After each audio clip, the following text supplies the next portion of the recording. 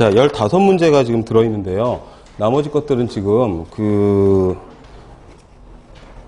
완전히 어떤 거에 대해서만 나왔다 했지, 어떤 문제의 형태가 아니어가지고, 그래서 지금 문제를 좀 만들어야 되는 그런 상황이어서, 그래서 좀 뺐고요. 그리고 지금 보시면은 2번하고 7번하고 비슷한 문제가 두 가지가 있는데, 요게 지금 기억력에 의존해서 복원된 그런 부분들을 다 모아보니까 한 26문제 정도가 되더라고요. 그래서 2번하고 7번이 둘 중 하나인 것 같기는 한데, 근데 문제 형태를 너무나 잘 만들어 놓고 읽어보니까 문제가 괜찮아서 두 개를 지금 다 풀어드리려고 집어넣은 거거든요. 지금이 헬스플랜 2020 시기잖아요, 지금.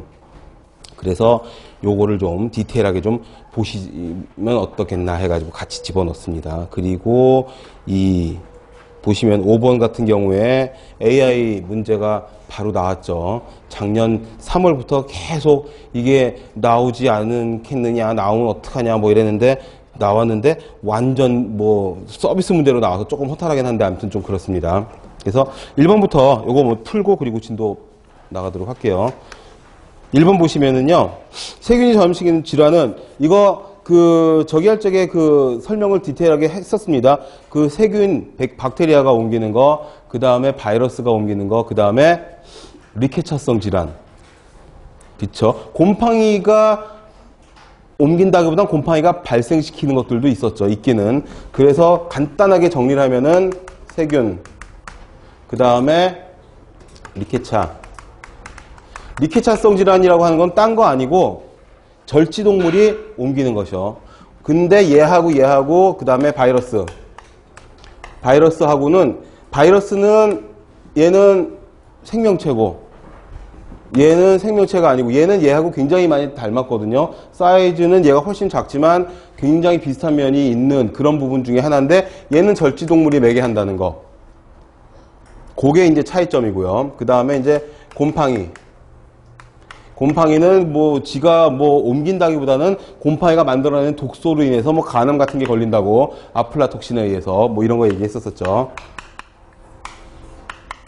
공류, 두류에 많이 기생하고 강력한 간암을 일으키는 발암물질이다, 이렇게 얘기했고, 바이러스성 이거 어떻게 구분하라고 제가 그때 설명을 했었죠. 병 이름에다가 균이나 바이러스를 붙여가지고 몇 번 읽으면은 문제 나왔을 적에 어색하면은 답이라고, 좀 되도 않는 소리 같지만 아무튼 그런 식으로 했는데, 여기 보시면 홍역하고 인플루엔자는 어떻게 됩니까? 인플루엔자는 바이러스죠. 홍역은요? 균이죠, 균. 네? 홍역도 바이러스예요. 홍역도 바이러스. 네. 그 다음에 둘 다 바이러스성 질환이고요. 그 다음에 디프테리아랑 발진티푸스는요. 디프테리아는 균이죠. 발진티푸스는요. 발진티푸스가 리케차예요. 쓰면 되겠구나. 그죠? 1번 홍역하고, 그죠? 뭔가 좀 이상하다 했어. 홍역하고, 1번 보기 또 뭐 있었죠? 인플루엔자. 인플루엔자는 그 다음에 2번에는 디프테리아는 균이고요. 그 다음에 발진티푸스는 리케차성 질환이고, 콜레라하고 폴리오는요. 콜레라는 균이고 폴리오는 바이러스. 콜레라, 그 다음에 콜레라하고 뭐죠? 폴리오. 이렇게 구분하면 되겠고, 그 다음에 결핵하고 장티푸스가 둘 다 균이죠. 결핵균, 장티푸스균. 이렇게 나누시면 되겠습니다. 그래서 답이 아마 4번이 되고요. 그 다음에 헬스플랜 2020 중에 건강실천 사업의 영역이 아닌 것은, 이 헬스플랜 2020이 없는 교재들도 많이 있고 한데, 아무튼 이게 문제가 뜩 나온 거 보면 아주 허를 찌르는 그런 문제인데, 거기에 건강실천 사업의 영역까지도 이거 저희 교재에 있습니다. 교재가 있으니까 지금 보면 되겠다. 거기 어디 있죠? 몇 페이지지?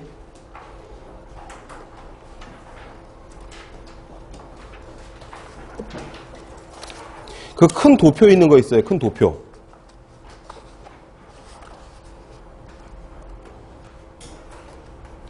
미리 찾아놓을 걸 그랬네. 거기에 나와 있는 그게 그 헬스플랜 2020 홈페이지에서 가져온 그런 도표인데, 칼라로 되어 있는 그런 도표인데, 그 도표에 있는 내용이 그대로 나온 거죠. 몇 페이지인지 찾을 수가 없네. 어디 있죠?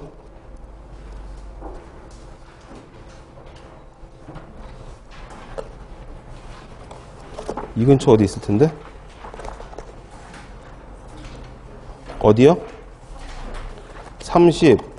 에이, 딴 데 썼구나. 예, 여기 있네요. 32페이지에. 32페이지 보면은 사업 분야의 첫 번째, 네모칸 5개 있는데 첫 번째 있죠. 거기. 금연, 절주, 신체활동, 영양. 이거 그대로 나왔고요. 거기에 있는 32, 33페이지에 있는 내용이 그대로 여기 나온 겁니다. 지금 그 7번 문제. 그래서 같이 보시면 되겠습니다. 답은 그래서 아닌 것은 뭐죠? 건강검진이죠. 그 다음에 부모로부터 태반을 통해서 태아에게 물려주는 것은 이 문제는 끊임없이 나오고 있더라는 거죠. 지금 자연수동이고요. 인공능동은 어떤 거죠? 인공능동은 네? 예방접종, 백신을 통해서 얻을 수 있는 거. 인공수동은 그쵸. 그 다음에 자연수동은 거고, 자연능동은 병에 걸리고 나서 감염된 후에 생기는 거고, 그 다음에 만성질환 희귀병 조사에 적합한 것은 어떤 거냐? 이게 케이스 컨트롤. 환자 대조군이죠. 환자 대조군.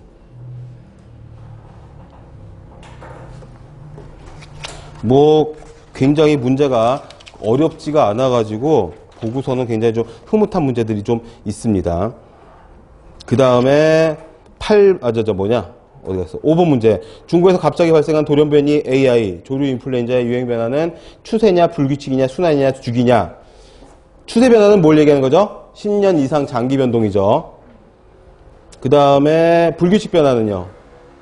이게 돌연유행이죠. 돌연유행. 불규칙 변화는 돌연유행.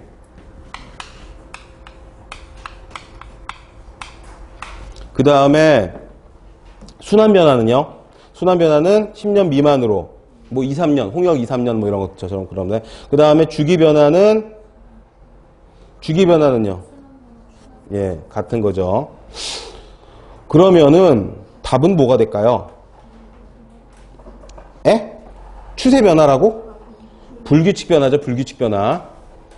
근데 혹시라도 이제 계속 장기적으로 두고 봤을 때 AI가 뭐 봄철마다 발생한다든지 아니면 2, 3년에 한 번씩 뭐 중국에서 넘어온다든지 이러면 또 어떨지 모르겠습니다. 근데 일단은 지금은 여기서 문제에서도 갑자기 발생한 돌연변이 AI 뭐 이래 놓고서는 서비스식으로 이제 문제 답을 거의 가르쳐 줬는데 요런 이제 시사성이 있는 거가 나올지 모르겠다라는 거죠. 그리고 AI는 이제 인수 공통 감염병으로 인정이 됐잖아요. 그래서 4군으로 들어갔다고 말씀을 드렸죠.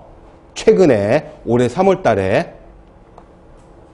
그 다음에 직업병에서 체내 연분과 숨소실이 일어나는 직업병은 뭐냐?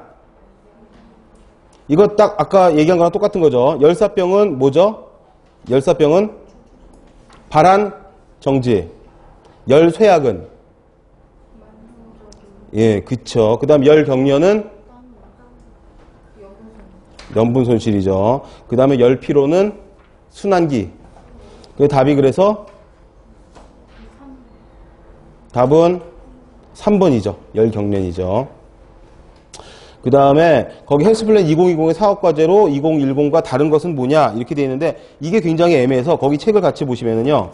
책 있으니까 되게 좋다. 거기 굉장히 불우했었죠. 예, 아무튼 근데 거기 지금 3번에 있는 2010하고 4번에는 2020하고 비교를 하면요. 거의 대동소이해요. 그죠? 그 건강수명만 좀 차이가 있고 목표는 같습니다. 건강수명 연장과 건강 형평성 제고 이렇게 돼 있죠.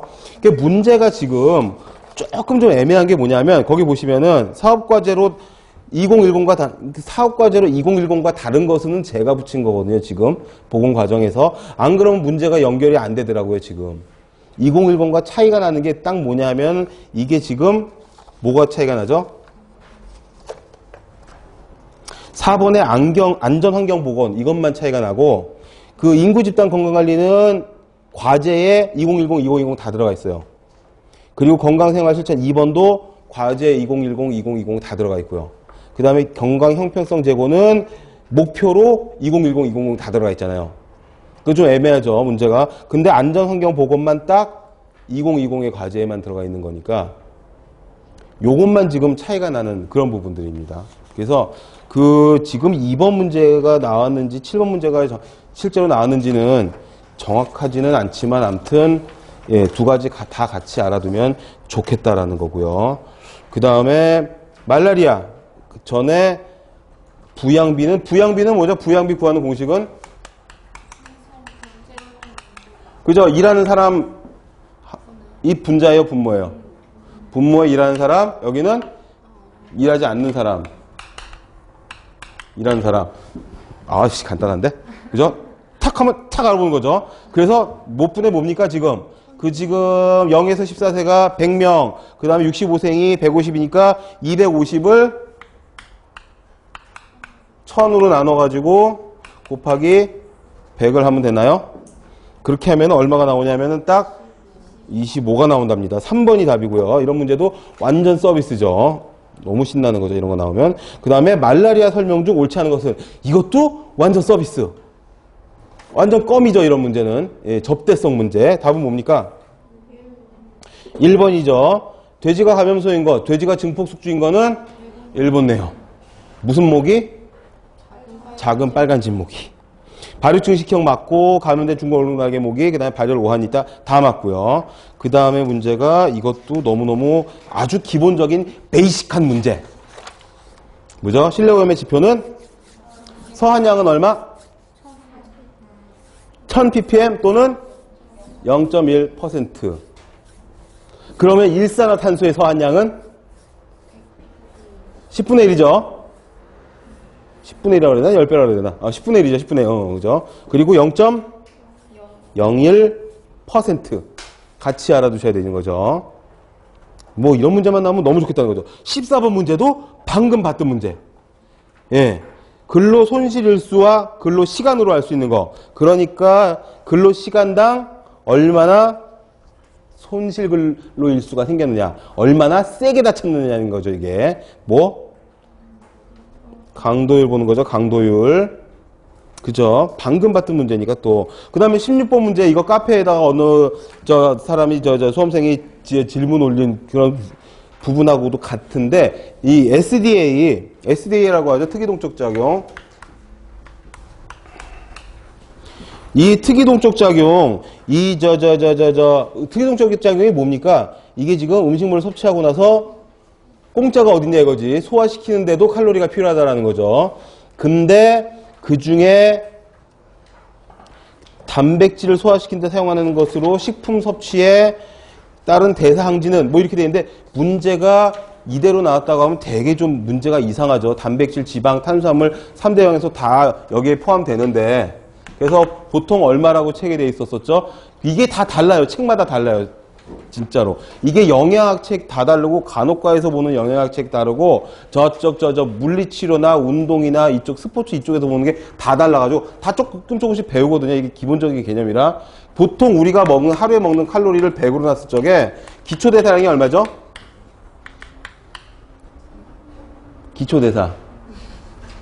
기초대사량이 뭐지 영어로? BMR. 이게 자꾸 치매가 올라나봐. 암튼 깜빡깜빡하네. 말하면서도 스토리를 잊어먹고. BMR이 얼마죠? 보통 60에서 70 사이 정도 그러죠. 뭐 65라는 책들도 있고 뭐 다 62라는 책도 있고 막 그 기초대사가 이만큼만. 그러니까 살을 빼려면 운동으로는 안 되니까 활동대사가 얼마죠? 활동대사가 한 20에서 30 이거밖에 안 되고 그 다음에 이거 SDA가 특이동적 작용이 이게 10% 정도죠. 이게 10% 정도니까 거의 뭐 근데 그 중에서 단백질이 가장 거대 분자고 분해하기 난해하고 그 비용이 많이 들어가는 거죠. 단백질을 보통 30% 정도 잡아요. 자, SDA는 단백질을 30% 정도 잡고, 이 토탈 해가지고 한 10% 정도 잡아요. 그 다음에 지방. 역시 탄수화물이 가장 적게 들어가는데, 탄수화물 같은 경우에는 보통 일반적으로 7%. 근데 책마다 다 달라요. 지금 여기 30%, 7%, 그 다음에 지방 12%라고 하는 거는 우리 책하고 지금 달라요. 제 교재하고 다른데, 이거는 가장 최근에 특이동적 작용을 분석한 그 미국 영양학자의 사이트에 들어가가지고서는 보고 지금 적어가지고 알려드리는 거예요.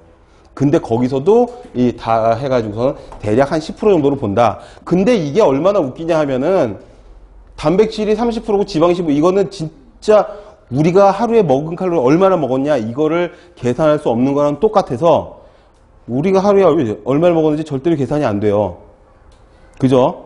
롯데리아 가면은 세트 메뉴 하나에 몇 칼로리 나와 있는데 그거 맞아요? 안 맞다니까. 거짓말을 하는 게 아니라 그쪽에서 거짓말하는 게 알 수가 없어요. 그죠? 쇠고기 패티에 기름이 얼마나 묻었는지, 소스를 많이 뿌렸는지 적게 뿌렸는지, 소스가 다 칼로리 되고, 또 거기 소스는 또 달어 또. 완전 초딩 맛. 거기 되게 많이 들어가고, 양상추를 몇 장 깔았냐? 뺐냐? 피클이 2개 들어가, 하나 들어갔냐? 다 다르다니까? 라면 하나에 무슨 있죠? 몇 칼로리 써 있잖아. 국물까지 다 마시면. 스프를 넣다 좀 흘렸어. 라면이 막 오래 유통이 돼가지고 막 부스러진 게 많아가지고 큰 거 넣고 부스러진 게 씹어 먹었어. 그것도 다 다르죠? 그래서 다르다니까. 국 한 그릇에 500칼로리? 웃기시네. 건더기를 많이 폈는지 국물을 많이 폈는지. 난 국물 다 남겼어. 다 다른 거. 그거랑 똑같아서 단백질이 고기를 먹었어. 무슨 고기를 먹었냐에 따르죠. 똑같은 쇠고기라도 암수, 성별에 따라, 원령에 따라 다 다르잖아. 빌러, 이런 거 있잖아요. 어린 거, 7개월 이하짜리, 이런 거. 그런 거 막 살살 높잖아. 그런 거는 막 소화흡수율이 아니, 지금. 고객을 그렇게 하자는 게 아니라, 아무튼, 그런 거 소화흡수율이 높다고요. 숫소에다가, 늙은 소에다가, 일 많이 시킨 애들은 막 결체죽이 많아, 찔겨가지고 씹다가 막 이런, 소화흡수 잘 안 되고 다 똥 이러면은. 그럼 이거 더 높아진다니까. 그러니까 대체적으로 이렇게 잡는 거지. 만약에 이런 문제가 정말 시험에 나오면은 그러면 얘기하세요. 진짜 돈 모아가지고 변호사를 사자니까 진짜. 이게 말이 안 돼요, 이거는. 그래서 요 정도 봐주시면 됩니다. 그걸 질문을 올렸더라고요. 이 책 저 책이 달라서 혼란이 온다. 여기서도 뭐라고 하냐면은 문제는 그겁니다. 예, 단백질 소화시키는데 이거 다 했지만 답은 결국 특이동적 작용이죠. 그러니까 문제는 되게 막 어려운 것처럼 해놨지만 결국에는 이겁니다. 그 다음에 17번 문제도 맨날 나오는 거죠. 이거 작년에 2문제 나왔었어요. 제가 본 시험에서만. 서울 경기만 제가 4번, 5번 봤는데 거기서 2번 나왔으면 굉장히 출제율 높은 거죠. 이거를 낮추면 규정치를 낮추면 환자가 늘어나죠. 환자가 늘어난다는 말은 뭡니까? 민감도가 증가하는 거예요. 특이도는 뭐죠? 질병이 아닌 걸 질병이 아닌 거라고 얘기하는 거죠. 특이도는 감소하는 거죠. 그렇게 보시면 됩니다. 이게 늘 나오는 거고, 그 다음에 지금 여기에서는 제가 빼놨지만 공중보건학의 이해 챕터 1에서 여명기, 확립기, 근대기 이런 거 있죠. 그거 구분하는 문제가 하나 있었어요. 근데 그건 너무 쉬워서 좀 뺐고요. 그 다음에 이거 직업병 소견이 있어서 차후관리가 필요한 사람. 이거 우리 교재에 있는 문제랑 똑같은 문제고 방금 풀었던 문제죠. 어떻게 되어 있습니까? C1은 직업병 요 관찰자. 이 직업성 질병으로 진전될 우려가 있기 때문에 추적 검사를 해야 되는 사람이 C1이고요. 그 다음에 C2가 일반 질병 요 관찰자. 일반 질병으로 진전될 소견이 보여서 그것도 추적 관찰이 필요하다. 그 다음에 그럼 답은 뭐죠? D1이죠. D1은 직업병 유소견자. 이 사람은 직업성 질병의 소견을 보인다. 그래서 추적관리가 아니라 사후관리가 필요하다. 사후관리, 차후관리. 그놈이 그놈입니다. 궁뎅이나 방댕이나 D2는 일반 질병 유소견자. 그 다음에 A는 뭐라 그랬죠? A는 건강자. 아무 것도 필요 없는 사람. 그 다음에 R은 2차 검진 대상자. R은 2차 검진. 그 다음에 U는 판정 불가. 해당 검사 같은 걸 안 받아서 뭐 재검 같은 거가 나왔는데 해당 검사를 안 받아서 판정 불가하는 이런 사람들. 그 다음에 비타민 F라는 게 나왔더라고요. 마지막 그 시범 문제가. 이것도 살짝 허를 찌르는 문제인데 비타민 F가 뭘 말하는 거죠 이게? 필수 지방산 말하는 거죠. 필수 지방산. 그냥 지방산 아니고. 필수 지방산은 우리 몸에서 못 만드는 지방산이죠. 근데 꼭 먹어줘야 되는 딱 세 가지가 있어요. 리놀, 렌산, 리놀, 레산, 그 다음에 아라키돈산. 요 딱 세 가지죠. 우리 몸에서 못 만드는 그 불포화 지방산, 필수 지방산이고, 얘네들이 결핍되면은 성장이 안 되고 털이 빠지고요.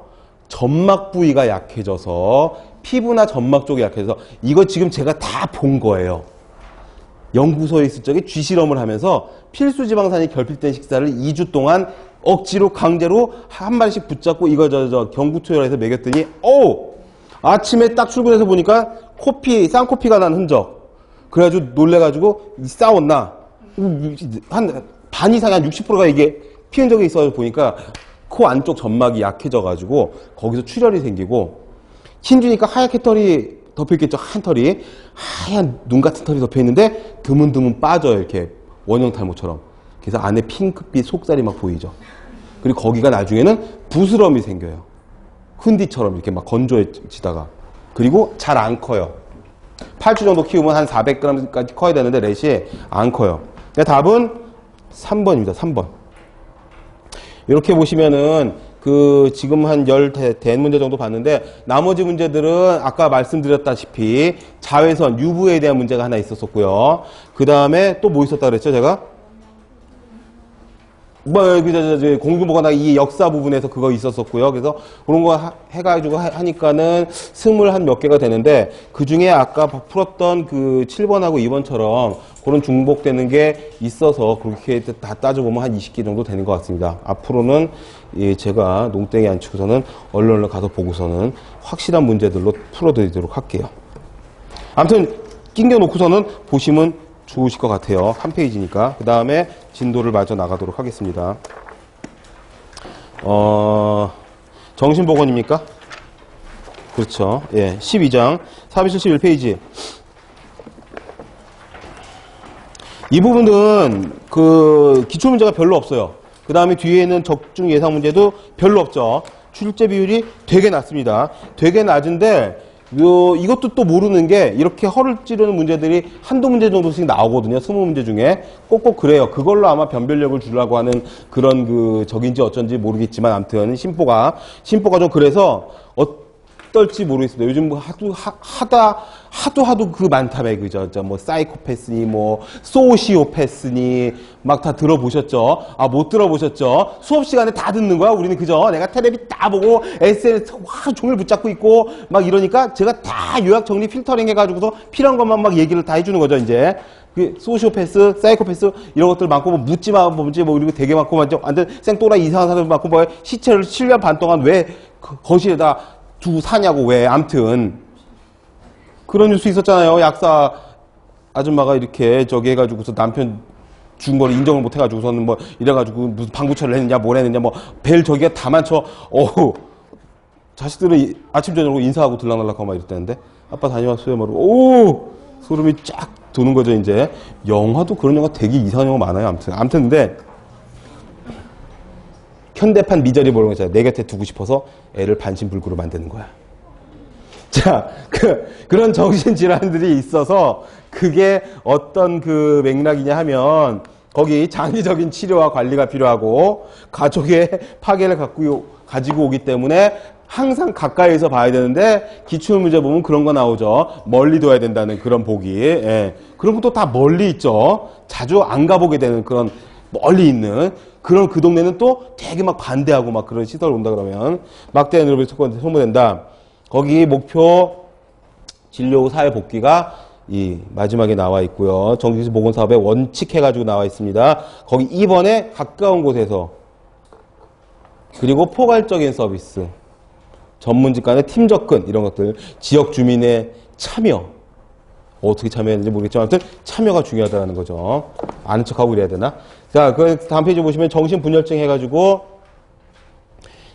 정신분열증 이걸 그 조현병이라고 하죠. 입원 환자의 3분의 2 이상 제일 많은 게 이거고 조울증은 양극성 장애라고 하죠. 양극성 장애.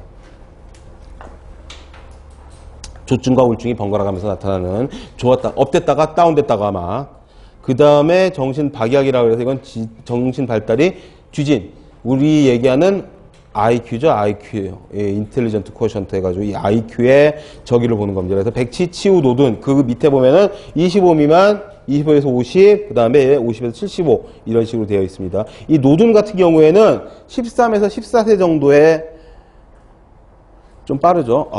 숨차네. 13에서 14세 정도의 그 지능 지수를 갖고 있는 정상인과 좀 비슷한 뭐 이런 걸 노둔이라고 하고요. 포레스트 검프가 영화상에서 얼마였죠? 72였나 75였나 그렇게 나왔죠 아마. 영화도 안 보죠 우리는 또. 또 옛날 영화를 추석 때 다 틀어주는데 우리는 명절 때도 공부를 하니까 도서관에 가서 있기 때문에 못 보는 거죠 이제. 그 다음에 이 노인성 치매와 알츠하이머와의 차이는 굉장히 비슷하지만 알츠하이머는 연령에 관계없다라는 거. 젊은 애들도 내 머릿속에 지우개 뭐 이런 거. 그 다음에 이상성격 이거 충동조절장애.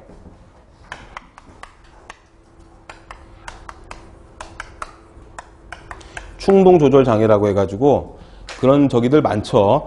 그것도 재밌던데 그 로드레이지라고 그래갖고 운전하다가 싸우는 거 특집으로 나가가지고 봤더니 장난 막 목검을 들고 막 뛰어나가고 막 나가서 막 집어던지고 싸우고 유리창 깨고 막 외국 살인 더 하고 막 뭐 굉장하죠. 이런 게 이제 충동조절 장애라 그래서 요즘은 그런 일이 잘 없는데 예전에 제가 그게 언제적이야. 되게 오래됐네. 대학교 2학년 때부터 제가 차를 가지고 학교를 다녔는데 그때 전교에 하나밖에 없어요. 그래가지고 막 숨겨놓고 다녔어요. 숨겨놓고 체육관 뒤에 숨겨놓고 막 강의 들으라 막 그랬어요. 창피해서 막. 근데 요즘에는 막 뭐 당당하게 들어오고 막 머플러 튜닝이고 막 부릉부릉하고 들어오고 막 선생이랑 마주쳐도 막 비키지도 않고 막 그리고 막 싸우고 막 그랬잖아요 막. 그 성대에서 한번 그랬잖아요. 막 때리고 싸워가지고 막 저기가 저기 배구 선수 학생이 아무튼 그랬는데 이 노량진 앞에서 한 2시간 동안 서 있었어요. 뭐 사고 났나 뭐가 되나 그랬는데 근데 막 차를 뛰쳐나가고 싶은 마음 막 앞차를 박아버릴까 뭐 이런 거 막 진짜 막 입에 하려는 그런 거 이런 게 생기는 거죠. 괜히 얘기했다 싶죠. 얘기하고 나니까 또 나만 또 쓰레기는 거고 이제 그 다음에 자 보시면은 거기 정신장애 정신질환 해가지고서는 정신결함과 정신질환으로 두 가지로 나눌 수가 있습니다. 그러니까 이제 지능이 떨어지는 것과 병이 있는 것을 구분하는 거죠. 그 옆에 페이지에 보면 유전적 소인이 있고요. 아무래도 유전적 소인이 있다고 하죠. 가족력이 원인이 밝혀진 건 없습니다. 그런 거 되게 많아요. 그 당뇨도 가족력이 있다고 하죠. 아직 몰라요. 뭐 당뇨병의 유전자가 발견된 어쩐다 하지만 아직 정확히 모른다는 거죠. 심리적인 원인 이런 것들도 병을 키우고요. 사회문화적인 원인 그래서 거기 2번에 있는 홀링과 레드리히를 중요 표시를 하시고요. 사람 이름이 나오면 일단 이 사람이 무슨 얘기했는지 뭐와 관련이 있는지 그거 정도 딱 봐두시면 좋겠는데 거기 보시면은 사회계층이 높으면은 뭐죠? 신경증, 강박장애, 공포불안장애, 성격장애. 사회계층이 좀 낮으면 좀 그렇긴 하지만 분류가 조현병이나 히스테리 같은 것들이 나왔다는 거죠. 그 다음에 이런 것들도 있습니다. 납, 수은, 이산화탄소, 비소 같은 각종 유해환경, 공해 물질로 나오는 중금속. 아까도 납이 나왔는데 여기 또 납이 나오는 거죠. 수은 뭐 이런 것들도 정신과 관련이 있다라는 거. 그 다음에 다음 페이지 보면 신체적 원인. 거기 2번에 있는 뇌전증이라는 게 저기를 말하는 거죠. 뭐죠? 그 간질 말하는 거죠. 간질. 그 용어를 바꾸기로 했다고 하더라고요. 그 어떤 편견이나 어떤 사회적인 낙인 뭐 이런 것들 때문에 그 뇌전증으로 이름을 바꿨다고 하는데, 거기 다음 페이지 보시면은 조현병, 시초프레니아 해가지고 정신분열증 이게 가장 많고요. 입원 환자의 70% 이상, 3분의 2 이상, 예, 만성적이기도 하고요. 망상, 환각 뭐 이런 것들도 있다고 하고요.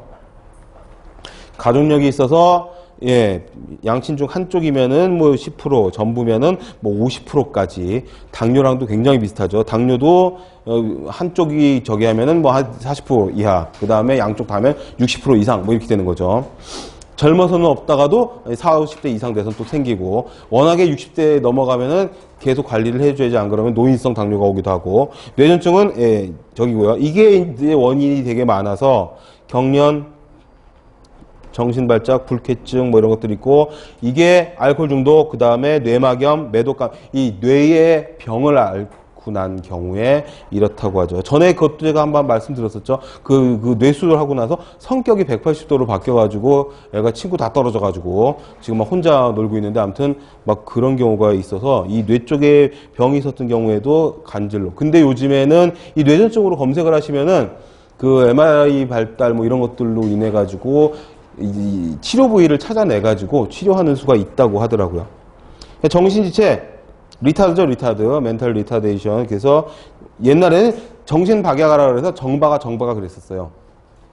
그래서 애들 별명 그렇게 막 정박아로 지어주고 막 그러고 놀았었는데, 아무튼 그 굉장히 뭐 예, 기분 나쁜 별명인데 또 같이 또 놀고 막 이랬으니까 또 정박아랑. 걔도 나이가 많이 먹었을 텐데, 아무튼 그렇습니다. 거기 보시면은 예, 6세 또는 25 이하의 상태. 보통 우리가 운전할 수 있는 IQ를 보통 한 50 정도 이상이면 된다 그래가지고 원숭이들이 운전 잘하잖아요. 걔네들이 거의 한 7, 80 되니까. 아, 돌고래가 더 높으네 그러면은? 돌고래가 80이 넘다며요. 걔네들은 그러면 손발만 대면은 뭐 나와 있을 수만 있으면 같이 다 할 수 있는 거죠. 웬만한 뭐 저기 애들보다 낫다라는 거죠.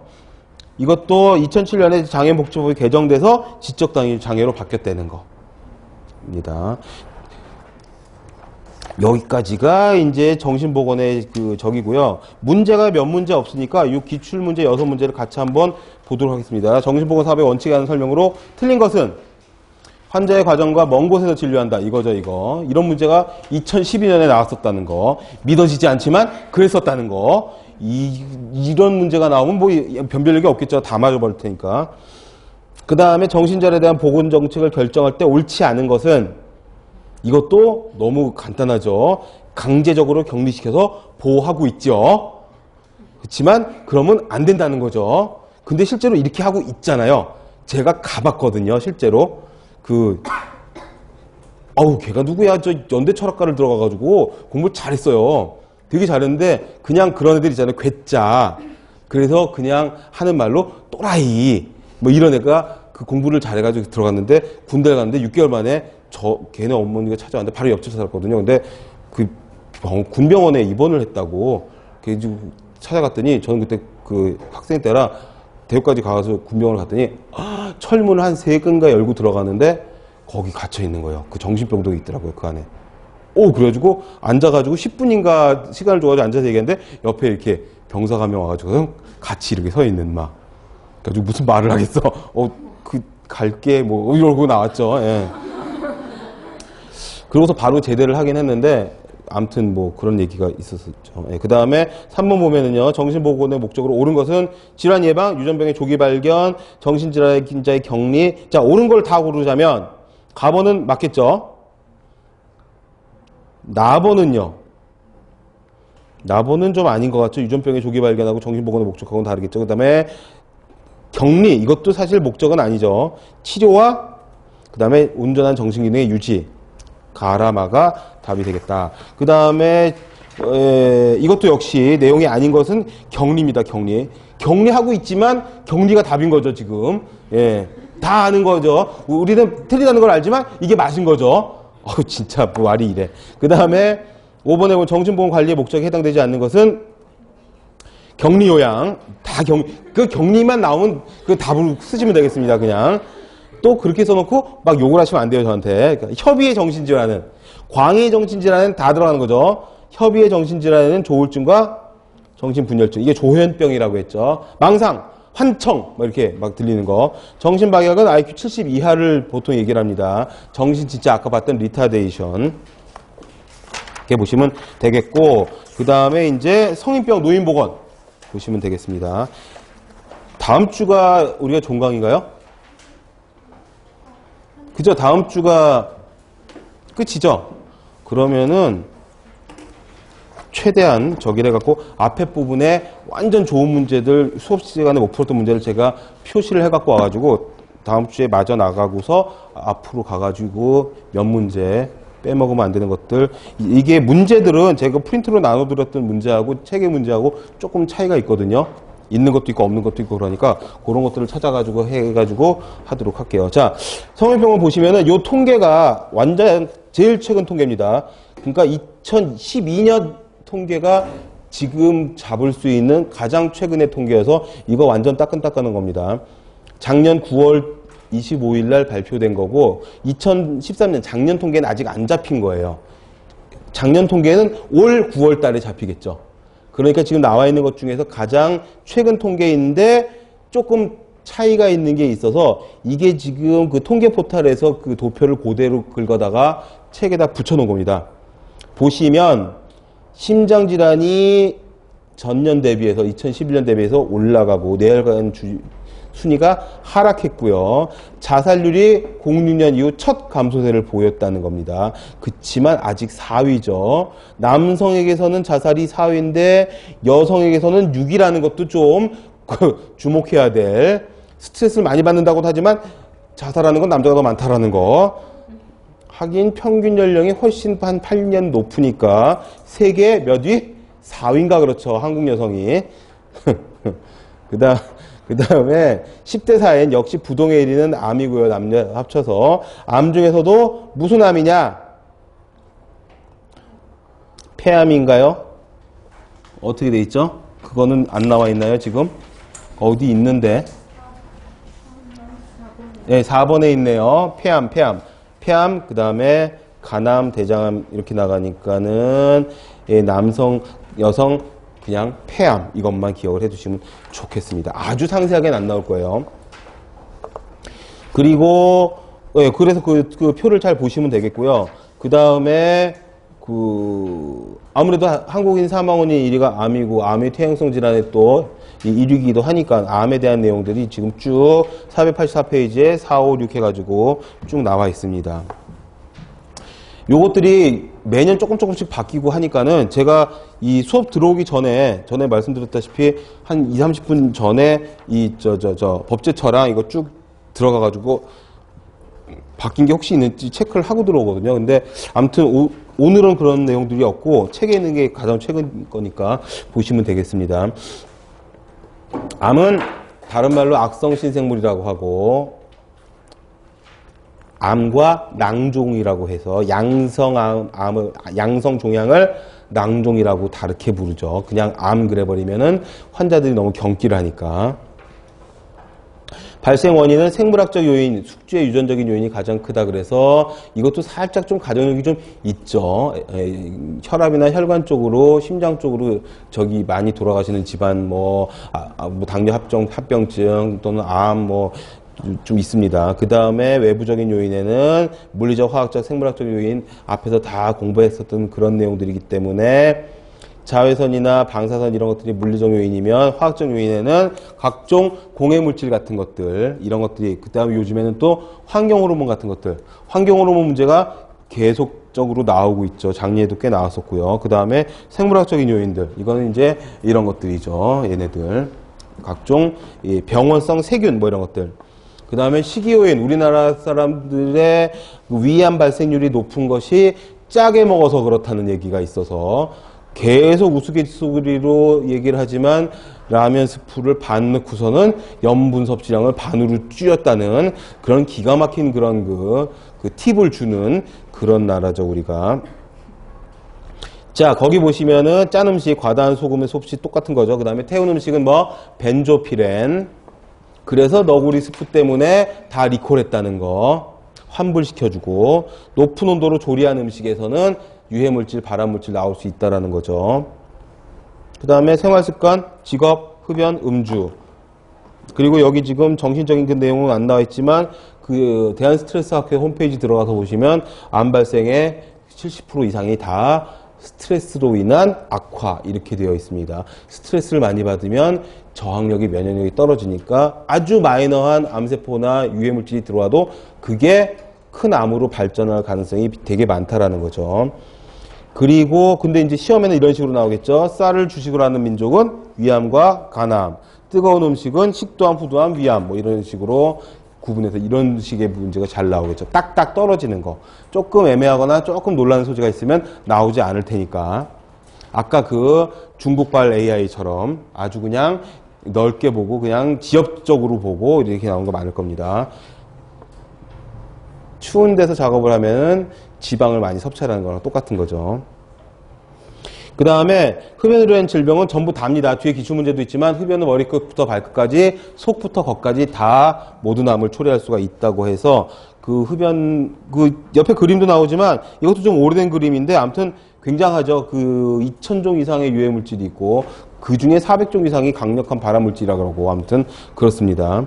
그래서 485페이지에 쫙 나온 거 각종 암, 심혈관 질환, 호흡기, 생식 기능에 대한 거, 뭐 기타 질환 해가지고 쭉 있습니다. 그 밑에 보시면은 일산화탄소 있고요, 아세톤, 포르말데하이드, 뭐 나프탈아민, 메탄올, 뭐 각종 무슨 피레안 이런 것들 태운 거에서 나오는 그런 것들, 그러니까 다 이 저 벤젠린 지웠구나. 이거 벤젠고리에서 나오는 이런 것들.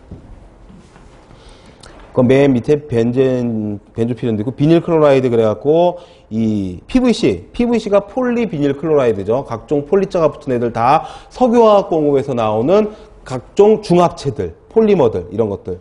옆에 보면 쫙 이런 것들 전부 답니다. 됐고 그다음에 암의 치료는 예방이 중요하고 됐고 대한암협회에서 발표한 암 예방 지침도 있으니까 서비스 문제로 혹시 이런 거 나올지 모르니까 봐두시면 좋겠죠. 비타민 A, C, E 이거는 항산화 비타민으로 알려져 있는 것들이죠. 항산화는 항암과 관련 지어가지고 성인병이나 만성질환이나 아무튼 한국인 사망원이 1위가 암이니까 아주 항산화 그러면 딱 미치는 거죠. 아주 그냥. 예, 항산화 그러면 다 돌아가십니다. 아주 그냥. 항산화를 다 이퀄 항암으로 우리는 이해를 하죠. 그래서 항산화 그러면 돈이 되죠. 그죠? 한국인 사망원 1위가 이거니까. 뭐 때문에 그런 거예요? 활성산소 우리가 먹고 대사시키면서 그 칼로리의 한 10% 정도가 활성산소로 몸속에서 대사가 되면서 세포를 공격하고 노화를 촉진시키고 암 발생을 촉진시키고 각종 질병을 일으킨다며요. 그 활성산소를 잡아주는 게 항산화 물질이라는 거지. 항산화 물질 중에는 이 고리가 되게 많이 들어가 있는 폴리페놀 화합물들이 또 되게 많아요. 그죠? 굉장히 재밌죠? 같은 물질인데 똑같은 벤젠링인데 발암 물질이 되기도 하고 어떤 애들은 항산화 물질이 돼갖고 활성산소를 잡아줘가지고 항암 작용을 하기도 하고. 그래서 그 항산화 작용을 하는 천연의 물질이 비타민 A와 C와 E입니다. 그 다음에 뚱뚱하면 안 된다는 거죠. 태운 거 안 되는 거고, 곰팡이는 이거 아플라톡신 때문에 그런 거죠. 간암 때문에. 간암도 뭐 2위니까 남성에게서는. 그 다음에 담배 안 되고, 자외선 안 되고, 적당한 운동하되, 과로는 스트레스가 되기 때문에 피해야 되고요. 목욕이나 샤워를 자주 해서 몸을 깨끗하게 하라는 거죠. 그 다음에 맨 위에 있는 섬유질을 많이 섭취하는 게 요즘 화두가 되고 있는 디톡스의 첫 번째라는 거죠. 섬유질이 독성 물질을 배출을 시킨대요. 근데 그거는 옛날부터 나왔던 얘기이기 때문에 그렇고, 고혈압은 여기 보시면 유전적인 소인, 후천적인 소인이 있고 선천적인 요인도 있습니다.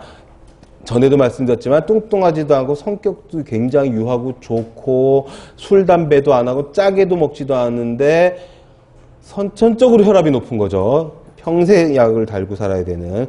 고혈압 판정 기준이 120, 80 그 사이에 있어야 됩니다. 120 이상이거나 80 이하면 고혈압, 저혈압으로 진단을 한다라는 거죠. 요것도 아까 민감도 특이도 문제로 나올 수가 있겠죠. 어떤 거 있었죠? 혈압 있었고, 그 다음에 혈당 있었고, 그 다음에 투베르클린 스킨 테스트에서 경결의 사이즈, 10mm에서 9mm로 했는데 어떻게 되느냐? 답은 똑같죠?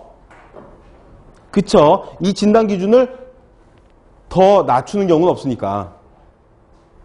진단 기준을 더 널널하게 하는 경우는 없잖아요. 더 타이트하게 하지. 그러니까 항상 답은 아니 문제 보고 푸세요. 예, 항상 답이 똑같다고 하면 또 안 되죠 또. 예, 그럼 또 무조건 답만 외웠다가 빡 해놓고 이제 다음 문제도 그러면 안 되니까. 그 다음에 그 고혈압의 증상에는 뭐 두통 뭐 이런 것도 있고, 그 다음에 예, 뇌출혈 심근경색 이거 이제 막히는 거죠. 협심증 이런 거. 그 뇌출혈보다는 예, 뇌경색이 75% 이상 많다 그랬죠. 한국 사람에게서는. 그러니까 그 풍이 왔다 그러면 거의 70% 이상이 다 뇌경색으로 보면 되겠다. 심장질환에 거기 보시면은 협심증, 심근경색, 급사부전, 아무튼 혈관, 심장 이쪽과 관련 있는 거 전부 다 동맥경화의 주된 위험 요인 이거하고 심리적 스트레스 있었고 타입 A 캐릭터 있었죠.